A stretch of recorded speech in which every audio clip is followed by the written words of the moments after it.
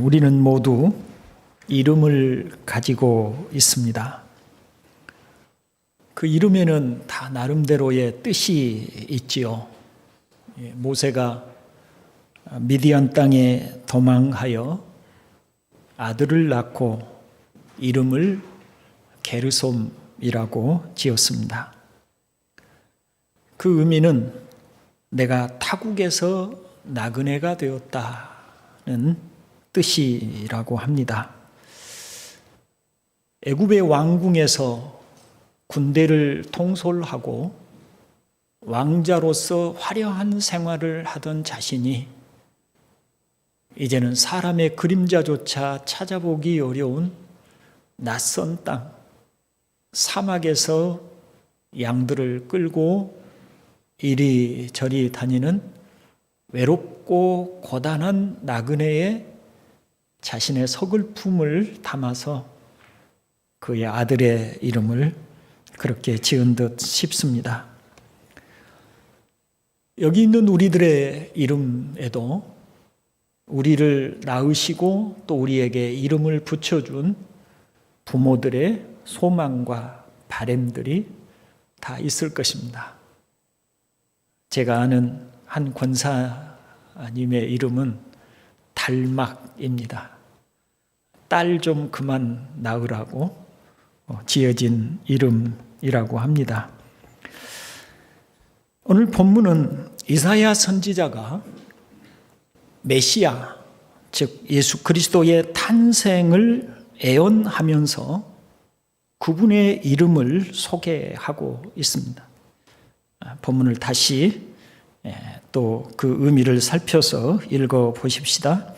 이는 한 아기가 우리에게 낳고 한 아들을 우리에게 주신 바 되었는데 그의 어깨에는 정사를 메었고 그의 이름은 기묘자라 모사라 전능하신 하나님이라 영존하시는 아버지라 평강의 왕이라 할 것임이라. 아멘.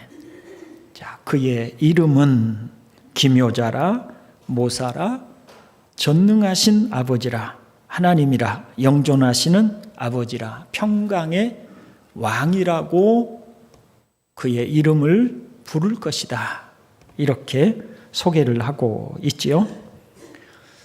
이 이름들을 살펴보면 메시아로 오신 우리 주님께서 어떤 분이신지를 알 수가 있습니다. 오늘은 성탄절 전날이므로 이 땅에 오신 예수 그리스도께서 어떤 분이신지를 이 이름을 통해 살펴봄으로 은혜를 나누고자 합니다.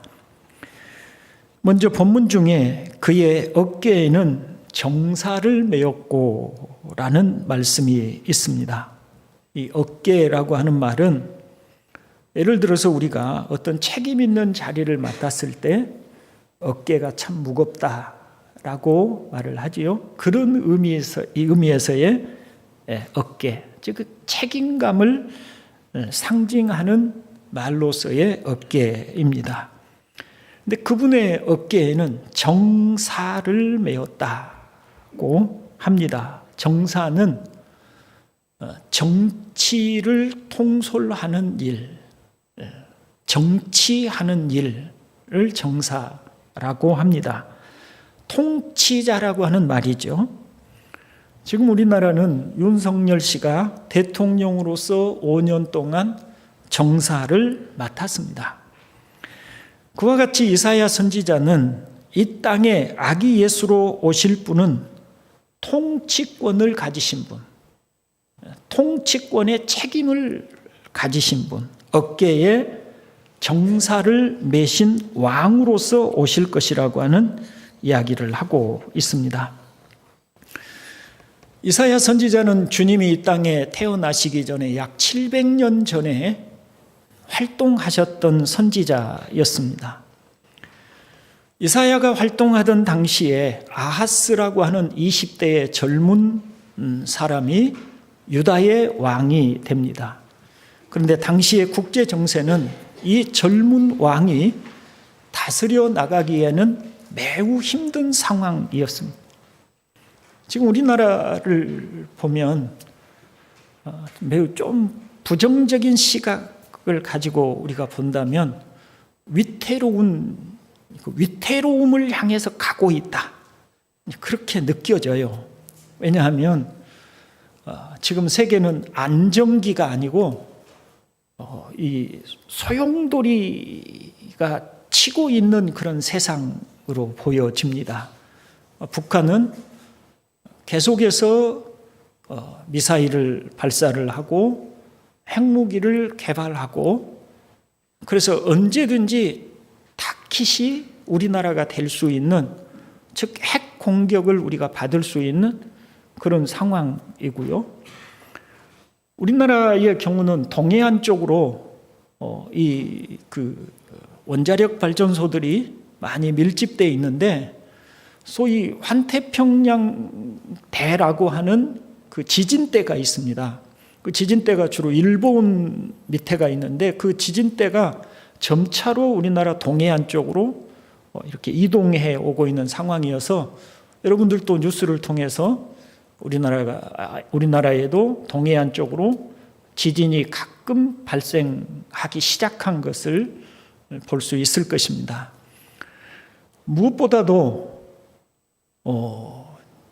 미국과 중국이라고 하는 거대한 나라들이 서로 이 세계의 헤게모니를 잡기 위해서 충돌하고 언제라도 일촉즉발 전쟁이 일어날 수 있는 그런 가능성이 있는 시대로 가고 있고, 또 세계의 여러 나라들이 지금 현재 이런 전쟁의 소용돌이에 휘말려 들고 있는 이런 상황 속에 있습니다. 이런 속에서 이 반도 땅, 거대한 중국과 그리고 미국의 영향력이 미치고 있는 일본과의 사이에 끼어 있는 대한민국의 대통령이 되는 것은, 정사를 책임 맡은 것은 정말 무거운 책임감을 맡은 것이라고 말할 수가 있겠습니다. 유다의 왕이 된 아하스의 상황이 당시에 그러하였습니다. 북쪽에서 일어난 아수르, 역사책에는 아시리아라고 번역된 그런 나라가 왕성하게 일어나고 있었습니다. 아시리아는 철기 문화를 신속하게 도입하고 대제국을 만들어서 그 당시에 중동 전역과 북아프리카까지 점령하기 위해서 강력한 군사력을 일으키고 있었습니다. 그런데 애굽을 비롯한, 이집트를 비롯한 북아프리카로 가기 위해서는 반드시 팔레스타인을 통과해야만 하였고, 그래서 이 아시리아가 이 팔레스타인, 즉 북왕국 이스라엘과 남왕국 유다를 점령하고 이집트로 가려고 하는 그런 계획을 세우고 있는 상황이었습니다. 그때 당시의 강대국이었다가 점차로 쇠퇴하고 있는 아람이라고 하는 나라, 즉 지금의 시리아에 해당되는 그 나라가 북왕국 이스라엘과 연합군을 형성하고 아시리아에 대항을 하고 있었습니다. 바로 그 연합국에 이 유다가 같이 동참해 주기를 요청했던 것이죠. 그런데 유다는 너무 작은 나라예요. 이 유다는 우리나라 전라남도의 절반도 되지 않는 아주 작은 영토를 가지고 있는 너무 작은 나라입니다. 그런데 아시리아의 그 무서운 힘 앞에 감히 대항할 생각을 하지를, 그런 용기가 나지 않았어요. 그래서 북왕국 이스라엘과 아람의 그 연합국에 동참하기를 꺼리고 있었습니다. 그래서 유다가 동참을 머뭇거리고 잘 하려 하지 않으니까 이 시리아와 아람과 북왕국 연합군의 입장에서는 아시리아와 싸움이 벌어지게 되면, 전쟁이 벌어지게 되면 자칫하면 남유다가 자신들의 뒤에서, 배후에서 공격할 가능성이 있는 거죠. 그래서 이 두 나라의 연합군이 먼저 자신들의 뒤에, 배후에 염려를 없애기 위해서 남유다를 침략해 들어왔습니다. 그런 절체절명의 위기 속에서 이 젊은 왕, 20대의 젊은 왕이 유다의 왕이 되었으니 얼마나 두렵고 힘든 상황이었겠습니까?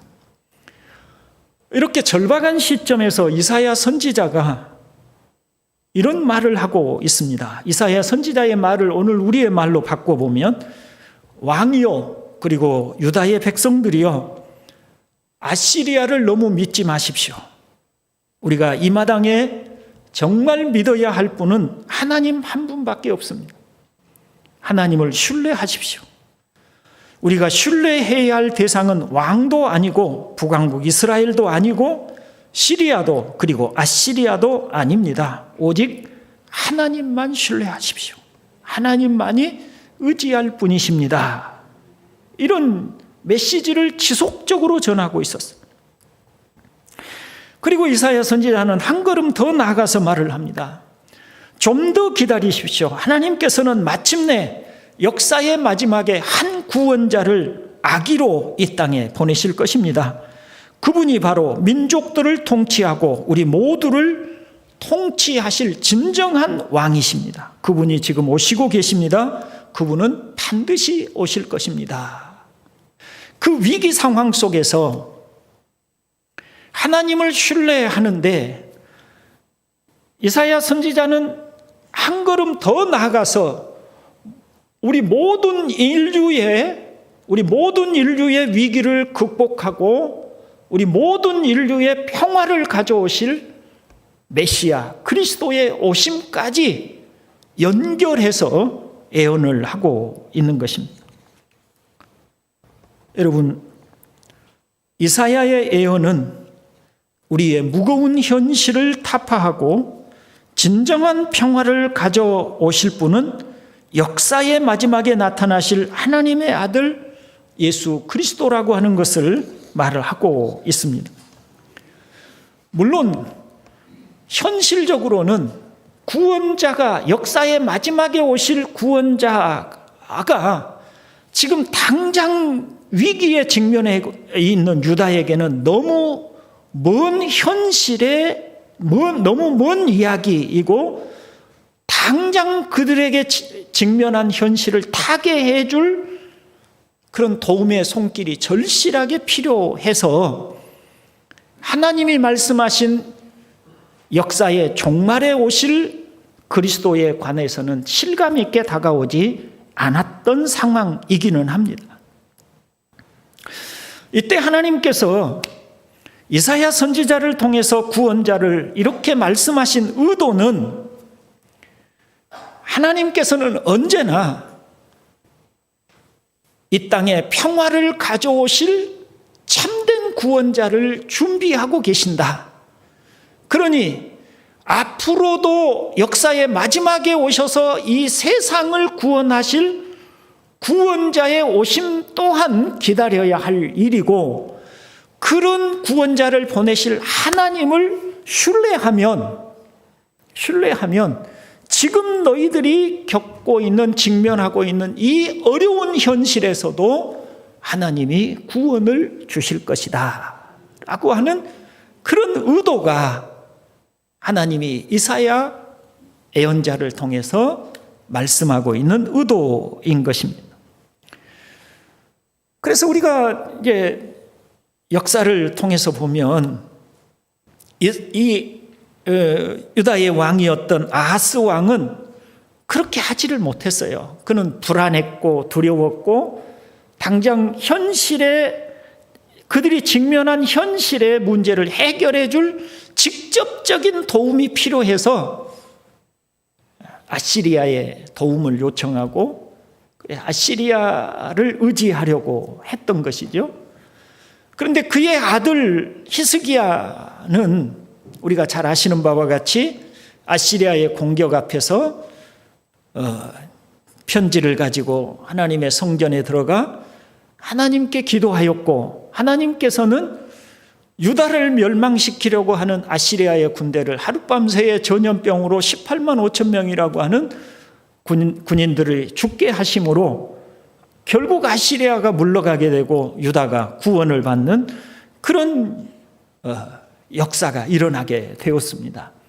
그러니까 하나님을 신뢰하지 못했던 아하스는 늘 전전긍긍하면서 살아야 했고, 하나님을 신뢰하였던 히스기야는, 하나님의 구원의 약속을 신뢰하였던 히스기야는 결국 구원을 받았고, 그 당시에 중동 전역과 그리고 북아프리카에 이르기까지 다 아시리아의 손아래에 들어갔지만 오직 자그마한 나라 유다만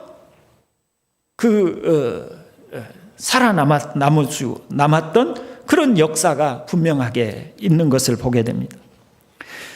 여러분, 아수르로 말미암는 위기와 같은 것들이 항상 우리의 삶에도 떠나지 않고 있습니다. 평화를 위협받고 있는 인간의 삶은 시대와 상황을 넘어서 언제나 우리에게 있게 마련입니다. 그러므로 하나님은 이 땅에 진정한 평화, 진정한 구원자를 보내심으로 우리를 구원하려 하시는 것입니다. 바로 예수 그리스도를 통해서입니다. 궁극적으로는 우리 인간의 죄의 문제가 해결되지 않는 한 이 땅에는 우리 개인적으로도 마찬가지고 우리 나라와 같은 또 이 세계와 같은 이런 그 역사 현실 속에서 언제나 위기는 그치지 않을 것입니다. 우리들이 다 죄로 말미암아 하나님의 형벌 아래 놓여 있기 때문에 우리 삶에는 늘 질병과 갈등과 다툼과 고통들이 우리의 삶을 떠나지 않을 것입니다. 그것은 100년이 가고 1000년이 가도 그치지 않을 고통입니다. 이 죄의 문제가 완벽하게 해결되지 않는 한, 하나님의 형벌이 이 지구상을 떠나지 않는 한 언제까지나 계속될 것입니다. 그리고 이 세계의 정세 또한 마찬가지입니다. 이 나라, 이 민족, 잠시 평화를 누리고 잠시 안정기를 누릴 수 있을지는 모르나 언제나 이런 전쟁의 위협과 공포는 떠나지 않을 것입니다. 그런 점에서 저는 가끔 우리의 후손들, 우리 아들들의 세대, 그리고 우리 손자들의 세대에는 좀 걱정스러움이 많아요. 언제나 우리가 역사를 통해서 보면 평화의 시기가 100년을 넘어 200년을 넘어가는 경우는 단 한 번도 없었습니다. 그런데 지금 우리가 벌써 한 100여 년 정도 전쟁 없는 지금 그런 때를 우리가 지나가고 있는데, 근데 이 전쟁의 기운이 지금 스멀스멀 곳곳에서 일어나고 있으니 우리 아들들의 세대에, 또 우리 더 멀리 간다면 우리 손주아들의 세대에 그런 그 위험스러운 일들이 일어나지 않을까 하는 두려움이 있어요. 그래서 하나님께서는 이 모든 인간의 불행의 근원이 되는, 고통의 근원이 되는 죄로부터 우리를 구원하시고자 하나님께서 하나님의 아들을 이 땅에 보내시는 것입니다.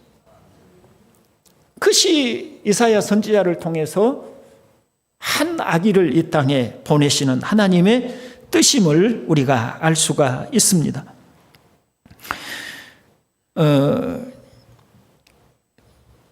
주님이 이 땅에 계시다가 떠나게 되셨을 때 주님의 떠남을 근심하던 제자들에게 주님께서는 요한복음 14장 1절로 3절에서 이렇게 말씀하시죠.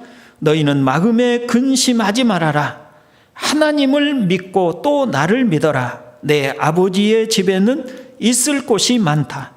그렇지 않다면 내가 너희에게 있을 곳을 마련하러 간다고 너희에게 말했겠느냐? 나는 너희가 있을 곳을 마련하러 간다. 내가 가서 너희가 있을 곳을 마련하면 다시 와서 너희를 나에게로 데려다가 내가 있는 곳에 너희도 함께 있게 하겠다. 이런 약속을, 천국에 대한 약속을 주셨습니다. 우리 주님이 이 땅에 오셔서 죄의 문제를 해결하시고 그리고 다시 오셔서는 우리를 위하여 예비하신 죽음도 슬픔도 고통도 없는 그곳으로 우리를 데려가시겠다고 약속하셔서 구원을 우리에게 약속해 주시고 계시는 것입니다. 그 구원의 메시지를 듣고 온 사람들이 바로 저와 여러분들인 줄로 믿습니다. 그래서 우리는 늘 주 예수여 어서 오시옵소서라고 주님의 오심을 기대하는 줄로 믿습니다. 자, 이제 주님의 이름을 살펴봅니다. 먼저 보면 그 이름은 기묘자라고 소개를 하고 있습니다. 이 기묘자라고 하는 말은 영어로 우리가 잘 아시는 원더풀, 놀랍다라고 하는 감탄사를 말하는 이름입니다. 상상할 수 없는, 도저히 생각조차 할 수 없는 놀라운 분이시기 때문에 그분은 참 놀라운 일을 행하시는 분, 기묘한 일을 행하시는 분이시라는 의미가 되는 것이죠. 자, 예수 그리스도는 하나님이시면서 사람으로 이 땅에 오셨습니다. 우주를 창조하신 그 전능하시고 광대하신 분이 약하고 볼품없는 작은 어린 아기로 이 땅에 오신 것부터가 정말 놀라운 일인 것입니다. 사도 요한은 이렇게 말을 합니다. 요한복음 1장 1절로 3절에 태초에 말씀이 계셨다. 그 말씀은 하나님과 함께 계셨다. 그 말씀은 하나님이셨다. 그는 태초에 하나님과 함께 계셨다. 모든 것이 그로 말미암아 창조되었으니 그가 없이 창조된 것은 하나도 없다. 그가 자기 땅에 오셨으나 그의 백성은 그를 맞아들이지 않았다. 그러나 그를 맞아들인 사람들, 곧 그 이름을 믿는 사람들에게는 하나님의 자녀가 되는 특권을 주셨다고 합니다. 하나님, 이 세상을 창조하신 창조주, 모든 것이 그로 말미암아 창조되었으니 모든 피조물들을 지으신 창조주 되신 분이 이 땅에 오셨어요.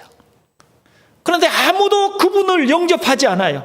자신들을 지으신 창조주를 맞아들이지 않아요. 거부합니다. 배척합니다. 불신합니다. 받아들이지 않습니다.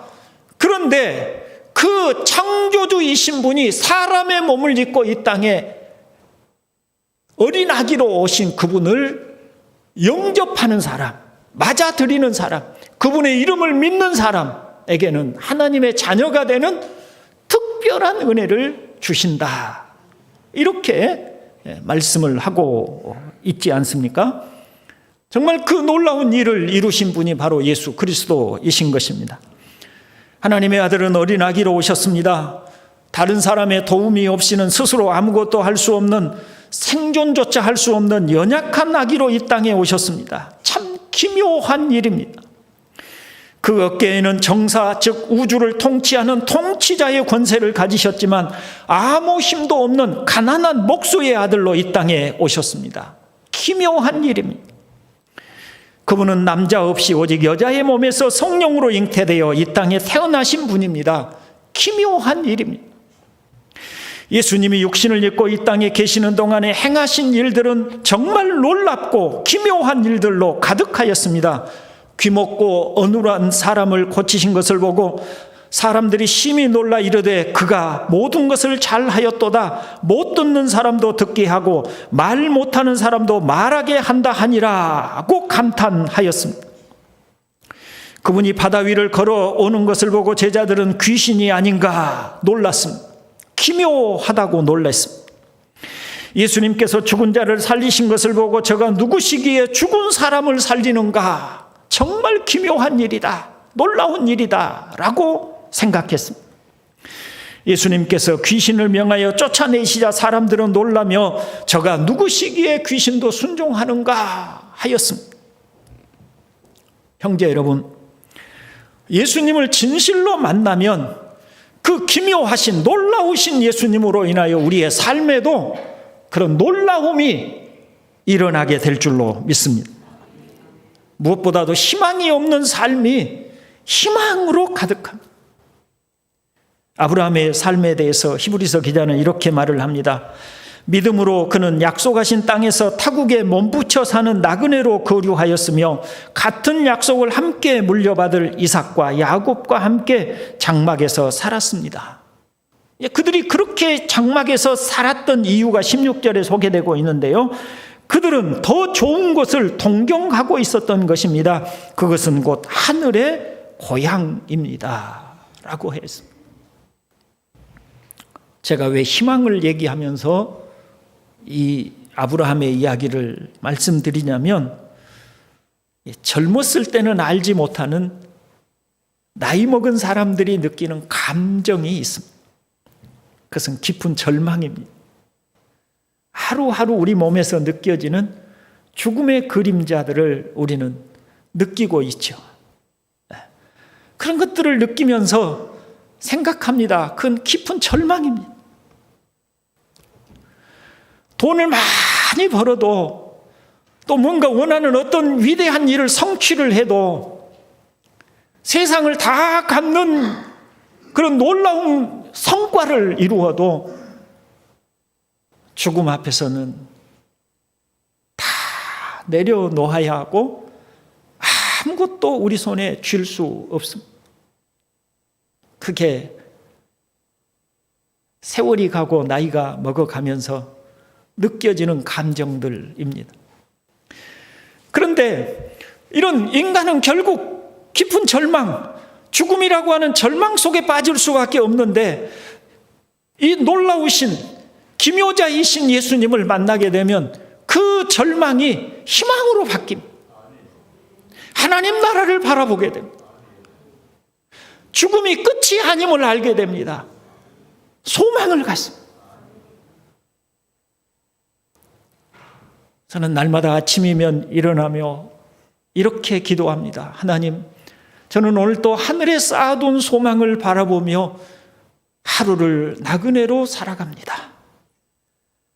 그 하늘에 쌓아둔 소망을 날마다 제 안에 그려보고 상상하고 바라보고 그 힘으로 오늘 하루를 살아가려고 하고 있습니다. 그게 놀라우신 주님을 만난 성도들의 희망인 것입니다. 예수 그리스도를 통해서 우리는 이런 희망을 얻게 되는 것입니다. 근데 이것은 미래의 희망만을 말하는 것이 아닙니다. 현실의 삶에서도 이런 기쁨, 환희, 놀라움이 가득하여 어떻게 이런 일이 하는 그런 일들이 많이 일어나게 됩니다. 우리가 성령을 깊이 경험하게 되면 성령께서 우리 안에서 이루시는 일들 때문에, 성령이 어루만지시는 그 손길 때문에 우리도 모르는 사이에 그 깊은 탄성이 나올 때가 있죠. 어떻게 이런 일을, 어떻게 이런 기쁨을, 성령께서 우리 안에서 그 깨닫게 하시고 느끼게 해주시는 그런 감정들이 있어요. 왜냐하면 기묘자이신 그 놀라우신 주님의 영이 바로 성령님이시기 때문입니다. 자, 세 번째로 본문 중에 모사라고 하는 말씀이 있습니다. 모사. 그분의 이름은 모사라고 불릴 것이다. 모사라고 하는 말은 영어로는 카운셀러라고 번역이 되었습니다. 잘 아시죠? 상담자. 네. 상담자라고 하는 번역으로 돼요. 히브리어는 원래 야츠라고 하는 단어인데 그 뜻은 지혜로 가득 차 있는 분을 의미하는 말입니다. 이사야 선지자는 이렇게 말하고 있는 겁니다. 구원자로 오시는 분, 놀라움으로 가득한 그분, 그 어깨에 정사를 메신 분은 또한 지혜로 가득하신 분이시다 라고 하신 겁니다. 주님이 이 땅에 계셨을 때 제자들은 아무것도 염려하거나 걱정할 필요가 없었습니다. 왜냐하면 지혜로 가득하신 분께서 그들의 보호자가 되어 주셨기 때문입니다. 그래서 예수님께서 세상을 떠나시겠다고 하실 때 제자들이 걱정했습니다. 그때 주님이 이렇게 말씀을 하셨습니다. 내가 아버지께 구하겠으니 그가 또 다른 보혜사를 너희에게 주사 영원토록 너희와 함께 있게 하리니 라고 말씀을 하셨어요. 이 보혜사라고 하는 말 또한 위로자라고 하는 뜻입니다. 곁에 계셔서 위로해 주시는 분, 하나님의 보내심을 받아서 우리 곁에서 우리를 위로하고 돕기 위해서 오시는 분, 그분이 또 보혜사라고 하는 뜻이죠.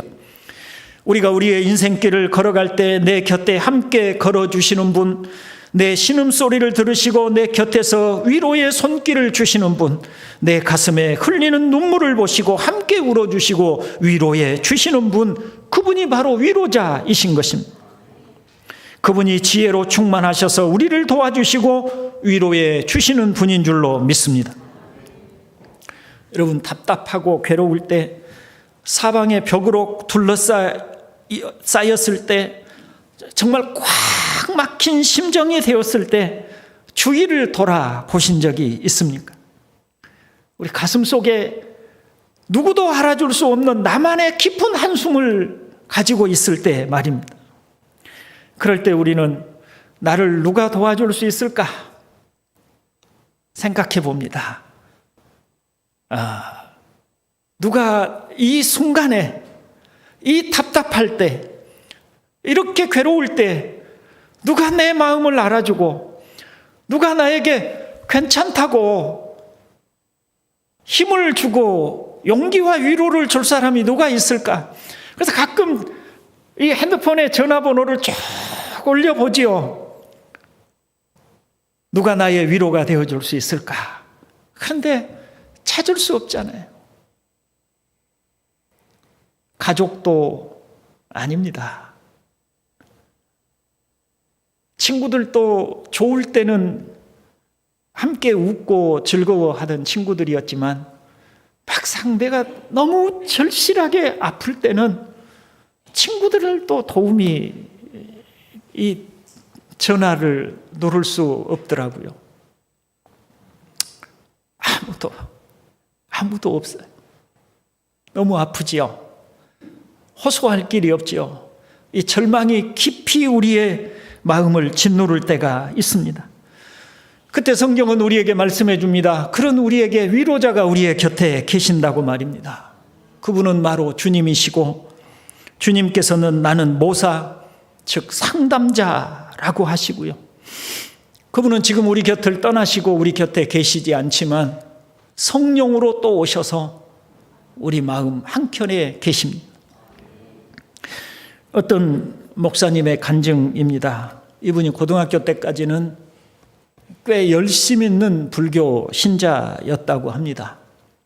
교회에 주일이면 교회에 가서 예배하는 친구들만큼이나 이분 또한 늘 자주 절에 가서 스님들의 설법을 들었다고 합니다. 그런데 고등학교를 졸업하고 가정 형편이 어려워지고 앞길이 막막한 형편이 되었을 때 어디를 보아도 길이 보이지 않는 그런 상황에서 답답한 마음을 달래러 절에를 자주 가시게 되었다고 해요. 그날도 절에 갔는데 그래서 여느 때와 같이 물끄러미 부처상을 바라보고 있었습니다. 평소에는 그 늘 빙그레 웃고 있는 그 부처상을 보면서 참 마음이 편안해지고 좋았는데 그날은 저렇게 웃고 있는 부처님이 나의 이 괴로운 마음을 이해할 수 있을까? 그런 생각이 들었다는 거예요. 그러다가 문득 이분의 마음속에, 기억 속에 한 장면이 떠올랐는데 자신이 어렸을 때 그 과자 주고 간다고 하니까 교회에 친구들과 같이 어울려 갔었을 때 그 교회 벽에 걸려있던 십자가, 그리고 그 십자가에 달려있는 예수의 그림이 이분의 마음속에 떠올랐다는 거예요.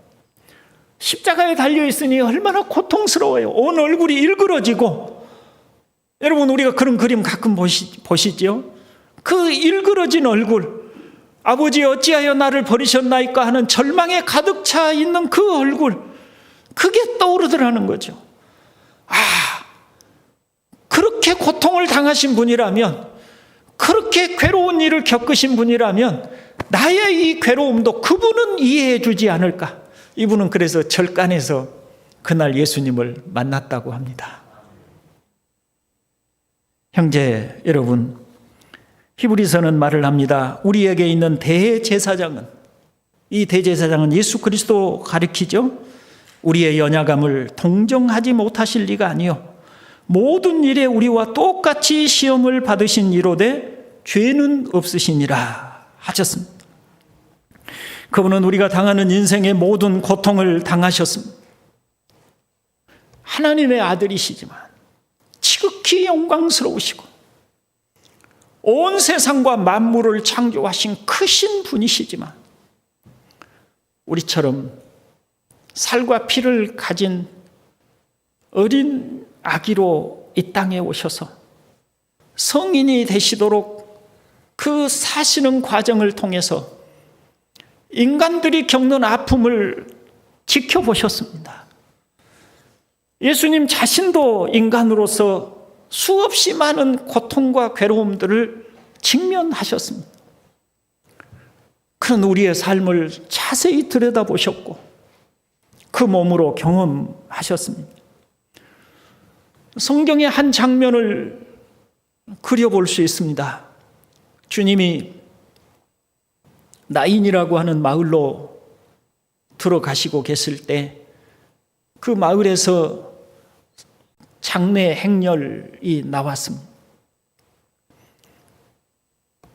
누구의 상여였냐면 남편도 없이 아들 하나만을 낳아서 그 아들에게 온통 소망을 걸고 살아가던 한 과부에게 그 외아들이 죽어서 나가는 장례 행렬이었습니다. 그러니 모든 희망이 무너져버린 이 과부에게는 얼마나 애달프고 슬펐겠습니까? 그런데 주님이 나인 마을로 들어가시다가 그 행렬을 만나게 되신 것입니다. 과부의 애절한 울음소리를 주님은 들으셨습니다. 그 행렬을 멈추게 하셨습니다. 거기서 주님은 그 과부에게 내가 네 아들을 살려줄 것이니 나를 믿겠느냐 그런 말씀하지 않으셨어요. 나를 따르라고도 하지 않으셨어요. 주님은 그저 묵묵히 장례 행렬을 멈추게 하시고 그 죽은 청년을 살려주셨습니다. 그리고 그 어미 품에 주셨어요. 그 주님이세요. 인간의 아픔과 슬픔과 눈물을 충분히 그분이 우리와 똑같이 겪으시고 느끼시는 분이세요. 그분이 바로 우리 주님이세요. 네. 그러기에 그분은 우리의 위로자가 되실 수 있는 분이시죠. 그분이 사람이 되어 이 땅에 오신 성탄절이 우리에게 얼마나 우리의 가슴을 뜨겁게 하는지 바로 그것 때문이에요. 너무 멀리 계신 하나님, 높이 계신 하나님, 위대하고 찬란하기만 하나님이 아니라 우리 곁에 사람의 몸을 입고 오셔서 우리와 함께 모든 슬픔과 고통을 겪으신 분, 그리고 이제 그런 우리를 데리고 이 죽음도 없고 고통도 없고 눈물도 없는 그곳으로 데리고 가시기 위해서 이 땅에 오신 그 하나님의 아들, 그분이 바로 우리 주 예수 그리스도이신 줄로 믿습니다. 그 예수 그리스도를 만나는 저와 여러분 되실 수 있기를 소망합니다. 그 예수 그리스도 안에서 위로와 힘을 얻는 우리 모두가 되기를 주님의 이름으로 축원을 드립니다. 기도합니다. 자비로우신 아버지,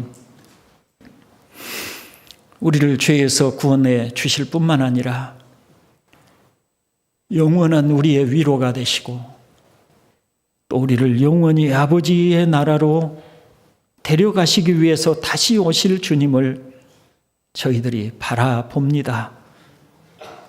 이 땅에 오신 주님만 기억하는 것이 아니옵고 다시 오실 주님 또한 기대합니다.